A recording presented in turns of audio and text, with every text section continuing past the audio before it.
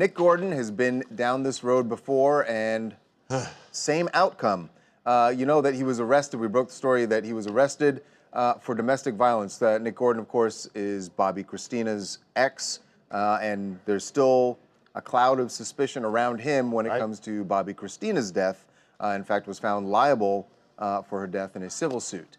But he was arrested recently for a domestic violence incident where he actually called 911, but his girlfriend Laura said that he had attacked her, had hit her in the face, had busted her lip, but he called 911 and said, no, she's the one who attacked me. Well, we just found out that Nick Gordon is off the hook. He will not be criminally charged for domestic violence in Florida.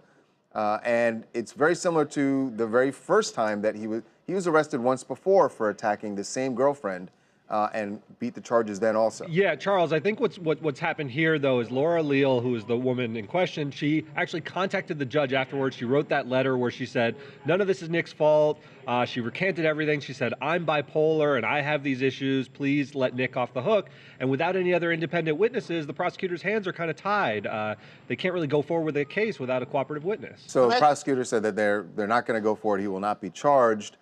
It's interesting. I don't know how much her not cooperating doesn't always mean that's what that I was they about to can't go say. forward. We've talked about this before. Yeah. Normally, sometimes you have situations where potential victims or alleged victims don't cooperate and they still go forward with the charges. What's the difference? You're right. You're right. Look, they could go forward with charges. Sometimes you'll have surveillance video, or the injuries will be severe enough that the case will go forward even without a witness. Right.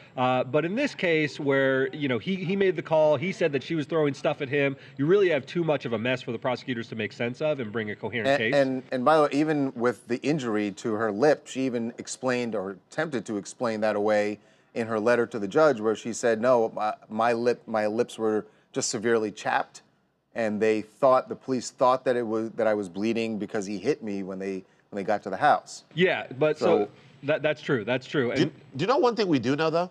One thing we do know is there's one too many occurrences of Nick Gordon and domestic violence. And domestic violence, being in violent situations with the women that he's involved. Well, that's why there's this cloud around him. And by the way, I mean, yes, he's not going to be charged. He's not out of the woods completely on this, because he did violate another order, and the prosecutors say they are going forward with that case. Yeah, so 9 days after the incident, they were actually together again, which was a violation of his terms of release for this particular incident, and they're still investigating, so that could go forward. So because she had said to the judge, it's not his fault, everything's fine, I want to be with him, which, by the way, is classic battered wives syndrome. I've seen it a million times. But there was still a court order that Nick was supposed to stay away from her, and he violated it, so he can still be prosecuted for that. Man. Hello, my name is Thomas Ross from Longport, California. And I'm Trayvon Ross. Obviously, Nick Gordon hasn't got quite understanding that he's gambling with his life, and the women that's getting involved with him, I don't know what they thinking about. I guess I can say the same thing that my dad is saying. Whoa! Honestly. This I love. What? I knew it right away because they look like each other. This is a father-son. You do look like each other. This is a father-son call right here, man. That warms my heart, man.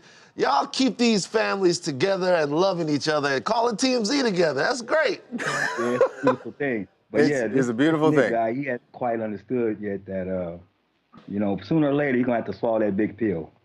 Yeah, and by the way, we know that Laura's family is extremely worried about her, and they've told us that they want to have like an intervention with her and get her away from Nick. So we'll see what happens with that.